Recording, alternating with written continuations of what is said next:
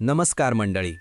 पुणे मुंबईसारख्या महानगरांमध्ये गणरायाच्या आगमनाचा जल्लोष मोठ्या थाटामाटात दिसतो. मात्र आमच्या कोकणात तो उत्साह थोडासा वेगळा असतो. येथे ढोल ताशांचा गजर, मोठमोठ्या मिरवणुका नसल्या तरी त्याच भावनेने आणि श्रद्धेने आम्ही कोकणकर घरोघरी बाप्पाची मूर्ती आणतो. 5 दिवस संपूर्ण कुटुंब आणि गावकरी मिळून मनोभावे पूजा अर्चा करतात. साधेपणातली ती भक्ती आणि पारंपरिक पद्धतीने केलेला उत्सव हाच आमच्या कोकणातील गणेशोत्सवाचा खरा सोहळा आहे. तर या आगमनाच्या शुभप्रसंगी मला 4 शब्द सुचत आहेत, ते म्हणून दाखवतो.